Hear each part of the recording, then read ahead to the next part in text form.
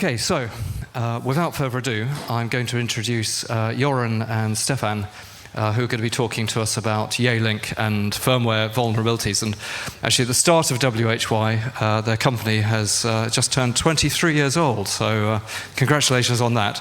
And I will pass over to you to tell us about your research. Thank you.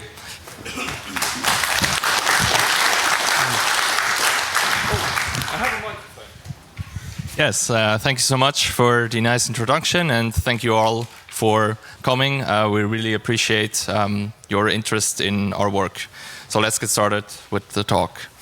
So first, I'd like to start with a short agenda of today's presentation. So I will start with a short introduction about ourselves and Yealink. Then I'll quickly go over through how this project began, how in previous work we were able to break firmware encryption of these devices, and then we'll continue on to the main part of the presentation where we look at the new phones, at the improvements and new technologies, and we also take a look at the cloud service that the manufacturer provides. Then we'll go over our disclosure process for the vulnerabilities we found, and then finally the outlook. Yes, so first quickly about me. My name is Jeroen Hermans, and as said before, I founded my company Cloudware in 2002. I specialize in cybersecurity and I do public speaking. My company is based in The Hague, here in the Netherlands, and you can find me here on Y 2025 in the Swiss Village. Yes, my name is Stefan Gloor. I'm an electrical engineer by training and an embedded software developer currently by day. And in my free time, I like to reverse engineer and break embedded devices of all sorts. I live in Zurich, Switzerland, and you can find my contact information here. And here on campus, I'm also in the Swiss Village. So what's Yealink? Yealink is a leading manufacturer of IP phones and other telecommunication equipment, such as desktop VoIP IP phones, such you can see here, video conferencing, cameras, and all these kinds of things. They're a fairly large corporation. They have multiple locations worldwide. Their headquarters is, or used to be, in China, and now they seem to be moving to Singapore. Well, let's start where this project began, once upon a time. And it starts a bit sad, and it's in 2016, where my dad died.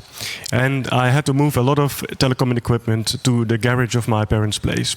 And obviously, insurance-wise, that was highly undesirable.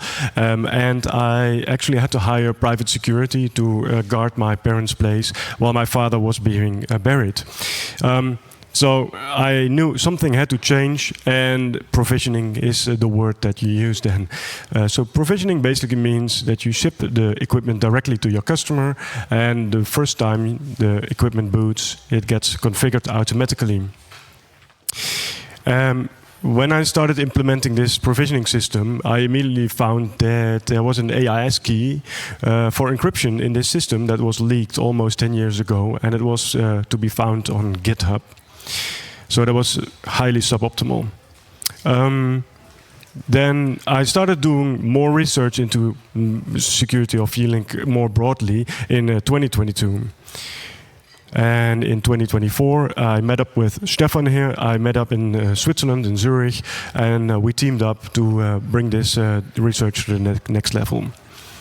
So first, 2022 to 2024. Very quickly, a summary. There was a hard-coded AIS key that was leaked. It was on GitHub for a very long time already. Yealink replaced it by RSA encryption, but they immediately leaked the private key of the RSA. So that was also not optimal. They misinterpreted the SIP RFC a few times. And they claim to have a GDPR certificate, which was issued by TÜV. And I asked TÜV about it, because they issued this certificate, and they responded with cancelling the certificate immediately.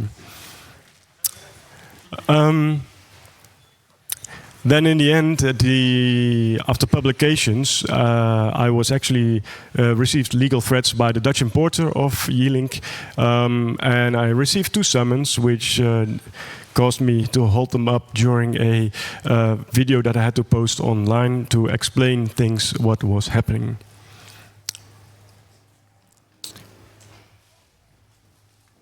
Yes, so for my story, I started in 2024 to reverse engineer Yealink phones, basically just out of a coincidence that I got my hands on one, and yeah, out of curiosity, I wanted to find out how it worked. And during my reverse engineering efforts, I stumbled upon some very interesting design choices, you could say. And yeah, I wrote a blog post about it, about my findings and how I discovered the architecture and reverse engineered the firmware. In more detail, I started to look at the firmware, which is provided by the manufacturer through encrypted ROM files. So the normal workflow would be that the manufacturer provides this file, and you can download that from their website, and then you can download it to your phone using the local web interface or some other automated system. This encryption of the ROM files is actually implemented as a custom cryptography, and a lot of work has already been done here in the reverse engineering, and there are also tools available. It's actually a custom block cipher using an XOR with a static key, so it was fairly easy to reverse engineer already. But I couldn't use these existing tools for the new firmware, as the new firmware seemed to employ some new mechanism with presumably a new key. So what I did, I investigated more deeply, and I found what I call a hardware-assisted AES. So there you have a microcontroller that is used to derive the AES key in a challenge-response fashion, you could say. So this key can easily be extracted by sniffing the unencrypted serial bus between the main CPU and the microcontroller, and therefore you can obtain the key. Because the main CPU will just send a value to the microcontroller will apply some magic function to it, and then returns the value back to the main CPU, and these return values are concatenated together to yield the key. And of course, since you always need to arrive at the same key to be able to decrypt the firmware, if you sniff this key once and have the key, then you can always decrypt this firmware. And that's what I did. And so I could analyze it further. Then I could also get code execution via the update mechanism. This is because the update binary did not have any signature verification mechanism at all. So you could just basically install everything, anything that you wanted. Because yeah, I just had to understand the custom file format. And yes, of course you become root because the updater also runs as root. In particular, I exploited this handy system shell command that was already there, so I just had to patch this string, and then you can run whatever you want.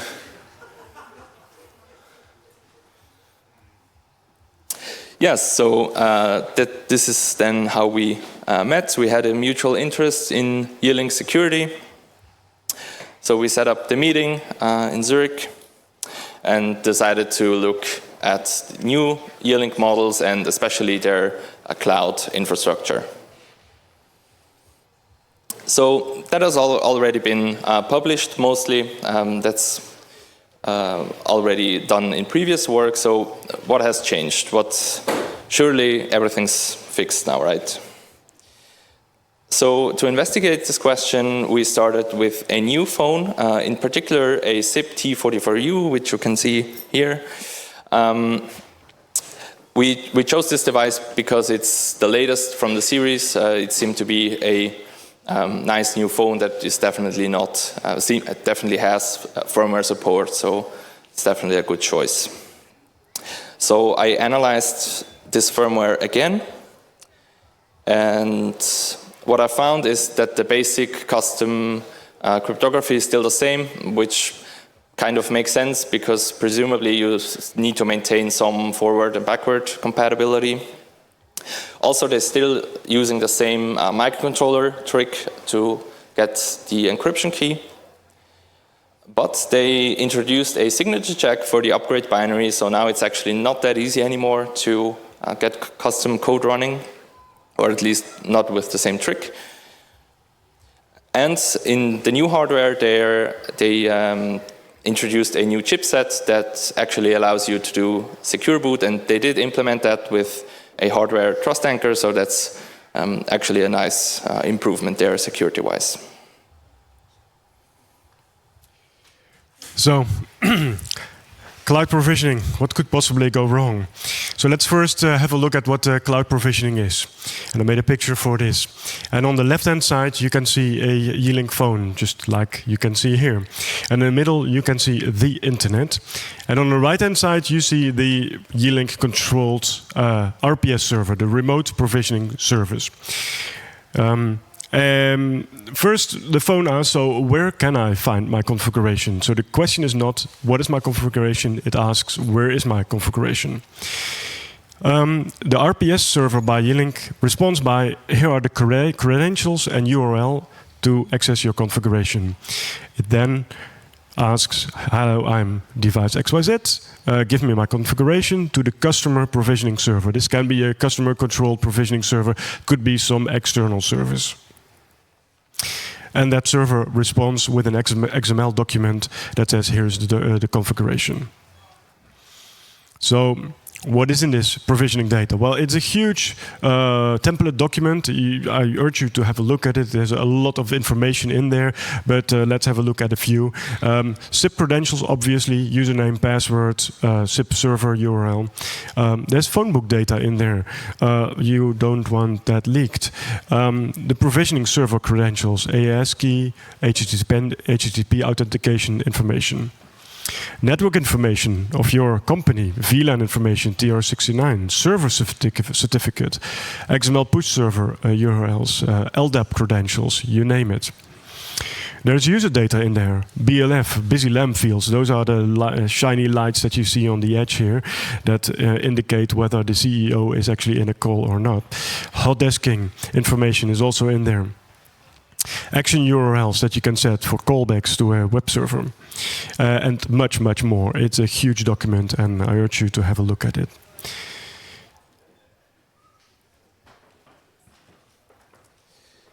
Yes, and to authenticate the phone towards the RPS system, they use client certificates issued by a CA, by Yealink. And these certificates are used to uniquely identify a device towards the RPS system. So the RPS system can decide whether or not to give that phone the credentials of the configuration server. But unfortunately, the CA private key was hard-coded into the firmware binary. Although it was obfuscated with a static AES key, it was fairly easy to extract it, and with that we had full access to the certificate authority, which allowed us to issue arbitrary client certificates for an arbitrary phone. They did employ also an authentication token as kind of an additional layer of security in the RPS authentication. But also here it's a static derivation algorithm using a hard-coded AES key. It does contain 5 digits of the serial number as a 2FA pin. And so actually these 5 digits are everything you need to know to be able to create an authentication token for a particular phone. So in summary, the authentication to the RPS system is completely broken. This is also what we demonstrated here in our proof of concept. we created a little web-based tool where you can enter the MAC address of the phone that you're targeting and the serial number or the 5 digits of the serial number. Then press enter and the tool will yield all the configuration files of that phone.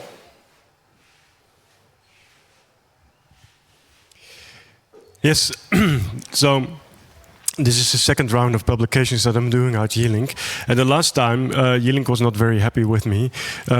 So they thought I was so cool that they actually froze my enterprise. So I was no longer able to log in to the management cloud service of Yealink.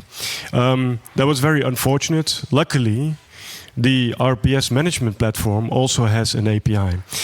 And they forgot to block that.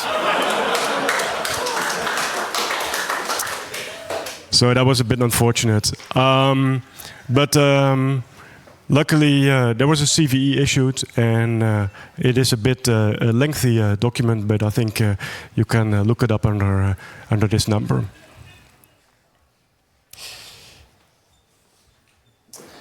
Yes, also the API allows you to specify certificates that are used by the phone when authenticating the configuration server. And here, if you look closely, it actually does not validate what you upload, whether it's a certificate or just random data. So in short, that's another CVE.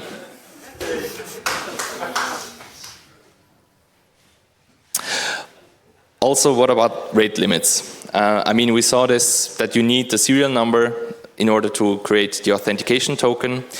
Well, there are no rate limits. You can just brute force this pin. And actually, because this pin is not completely random or it's not uniquely or uniformly distributed, it makes it even easier. So we also wrote a little tool to brute force the 2FA to break the encryption, and that also gave us a CVE.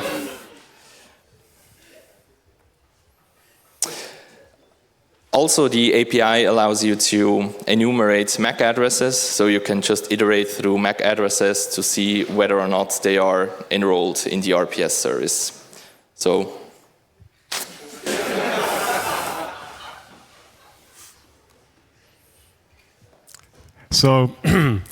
making the painful summary, so we have a few CVEs for rate limiting.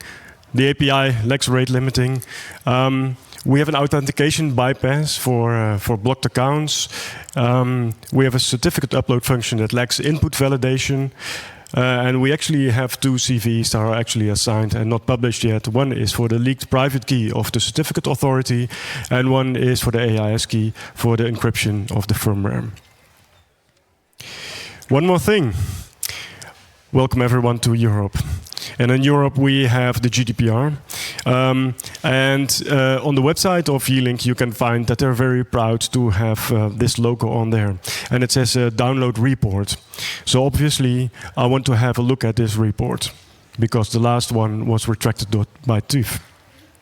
And it says this time, I can't download it. I need to ask for this document. And obviously, I did. And Yealink said, well, it's a bit difficult, you have to sign an NDA, etc., but we can give you this document. And this is a screenshot of that document. It's part of the document. It is a bit of an interesting document, because it says TÜV Zuid, and it has a service period from the 1st of January to the 31st of December. And so I thought, let's have a look at the metadata of this PDF. And it's a bit of an interesting metadata, because the author is not it's not TÜV or it's not Yealink, it's Huawei. Okay. And it's produced on May 29th. Which is an interesting timing, because the document is already valid from the 1st of January. But it's extra interesting because 1 week before, I sent this email. Hello, my name is Jeroen Hermans, and I have been in contact with Yealink before about vulnerabilities. Unfortunately, I have to contact you again about a series of vulnerabilities I found together with my fellow security researcher, Stefan Gloor. that is an interesting timing because that is just a week before. I don't know why that was. What's more interesting is that the same document is edited 1 day later, and it is edited by an open source software package called iText, version 5.5.10. Now, version 5.5.10 is on GitHub and is released in 2016. And, well, given the security history of PDF, I think that's a bit of a risk. So obviously this asks for questions. So I did, and I asked a lot of questions. And I said, is this even your document? And I asked this to TÜV. And I said, it doesn't mention a certificate number. It's untraceable. It doesn't say what is tested. It doesn't say to what standard it was tested. It doesn't mention an issue date. It's signed by someone I cannot Google as an employee of TÜV. Is this an employee? It says it's created by Huawei 5 months after it went into action. Can you explain the timeline? It was edited by a very old open source piece of software. Can you explain this? Is this the way that TÜV would like to operate? And legally, I'm going to show you the full response that I received from TÜV. And it says this. Please read it back in the recordings. But there are 2 things that I would like to mark out. The first one is, this is not a certificate. So that's why it's untraceable. It's basically a document that says that TÜV did some work for Yealink, and that's it. And the second thing is, it is indeed a document from TÜV Süd, Shanghai. So there's a lot of facts and information in there, and I'm not entirely sure what I have to think about those facts, but those are the facts. So let's fix things. We have to disclose at one point in time, right? We can't keep this to ourselves. So first we need a legal framework. And we thought a good place to start with a legal framework is the Convention of Protection of Human Rights and Fundamental Freedoms from 1950 in Rome. And it states the following. The exercise of the freedoms are necessary in a democratic society in the interest of national security, territorial integrity, public safety, and prevention of the disorder of crime, blah, blah, blah, prevention of reputational rights of others, and disclosure of information, definitely what we're talking about here, etc., etc. So that's Article 10 of this of the Convention of Protection of Human Rights. So yeah, I think that's usable. And this was also reaffirmed by the Dutch DA office, het Openbaar Ministerie in Dutch. And they have a document online about ethical hacking. And it states the following in Dutch, and I translated it for you. There are 3 things that you need to take into account in order to be on the legal side of things. Was the action that you carried out in the context of a legitimate societal interest? Well, we think it is. Unfortunately, we proved to the organizations that this is about that we wouldn't disclose who that is. But there is definitely a very legitimate societal interest at play here. The second one is it proportionate? In other words, did you not go any further than was needed to prove what you wanted to do? For example, we did this by buying our own equipment. The third one is subsidiary. In other words, were there less intrusive ways to achieve it? For example, when we went to enumerate, we didn't do this in a script-kiddie way. We actually constantly monitored the response times of the RPS servers. And when that response time went up, we throttled. So we could have done it faster probably, but we didn't, because we wanted to be on the legal side correctly, and we didn't want to break anything for everyone in the world. So disclosure procedures are complicated. And often it's more an NDA. In the case of Yealink, this was a very interesting one. Because in the case of Yealink, the vulnerability disclosure procedure said that you would transfer all your intellectual property of your findings to Yealink. I'm not saying that they would, but it would create an opportunity for Yealink to sue you for IP infringement if you would ever publish about your findings. And I think that's a lot easier than try to sue someone because they were an ethical hacker. So we rejected their vulnerability disclosure procedure, very first email, and we said, we have our own vulnerability disclosure procedure. We are here to help you. Sometimes this is a bit complicated for the manufacturer and the government organizations involved, but I think in the end everyone said, listen, we believe that you are doing the right thing, and yeah, you thought about this. We feel that standard vulnerability disclosures are unfair to the victims, sometimes also called customers. You give 3 months or maybe half a year to a manufacturer. And the manufacturer has all this time to fix the things. And then we go to a full disclosure and it's dumped onto the world. And then every IT team has to work weekends to fix it and to mitigate. And we feel that's very unfair. So what we did is we also contacted important and large customers of Yealink. So it was very easy because they're all on the website of Yealink. And we had some meetings with these people. And some of them said, actually, we really appreciate that you contact us, but this is our worst nightmare. So we also contacted national cybersecurity centers in order to be sure that government organizations were also covered by this.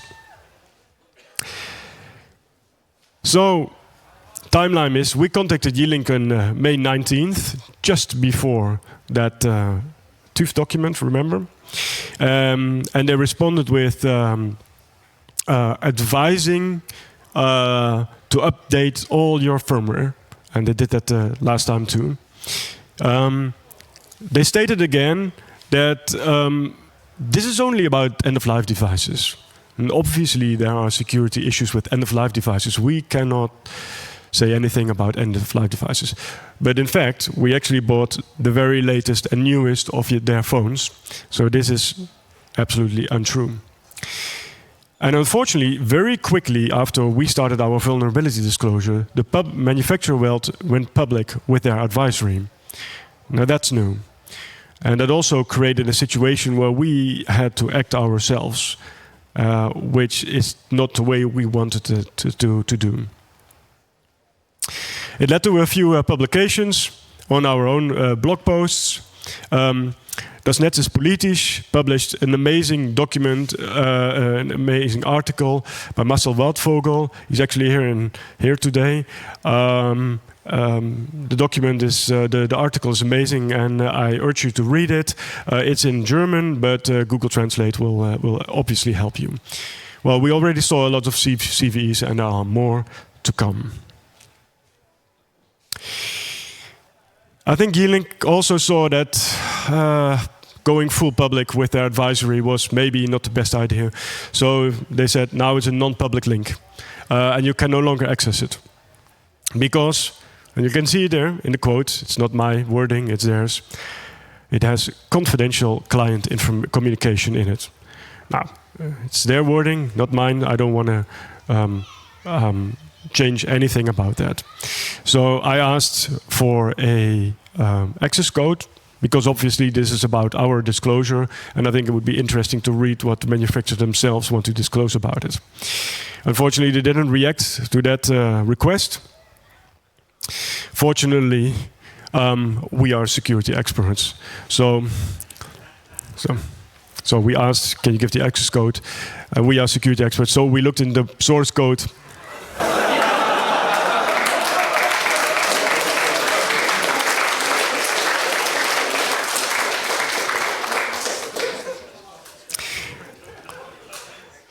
I did not believe this. I had to actually copy this password myself, and it did work. Yes. So, let's have a look at the future then. Yes, so let's make an outlook. What can we take from our findings? Well, first we'll quickly go through some mitigation steps that we believe could be helpful to reduce the risk of the vulnerabilities that we found being exploited. So in general, network isolation is always helpful. It's always helpful to segment different parts of your network. So in particular, this would mean that you would not have your configuration server that holds all this sensitive data out accessible from the internet, but have it isolated through some physical network or VLAN or IP filtering or whatever. We also think that the manufacturer could employ some one-time provisioning scheme so that the configuration data is only accessible once, as you would think such a phone would only need to be configured once. So this could be implemented with some cryptographic keys or maybe a provisioning URL that expires or something like that. Also, there could be a proper out-of-band authentication that you would need to verify that you are actually trying to reconfigure your phone, so you're actually allowed to access the configurations. And yeah, if possible, don't use RPS at all. I mean, it's always better to not trust and rely on some third-party infrastructure with your sensitive data. So the takeaways of this talk. In summary, don't roll your own crypto. That's never a good idea. What's also a bad idea is hard-coding cryptographic keys. In general, stick to security design principles. It's never a good idea to have your CA replicated thousands of times on each phone. And if you think you know better than the security design principles, you probably don't. Yeah, and some future work you could focus on if you're inspired by this talk, then you could look at, are the issues really fixed as promised by the manufacturer, and how exactly is that implemented? You could also look at other devices.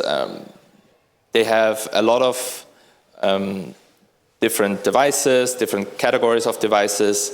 Also, they have Microsoft Teams enabled phones that have a different architecture. Yeah, video conferencing equipment. Also, it would be interesting to look how other manufacturers are doing it. And yes, that concludes our talk. Thank you very much for your attention. Here are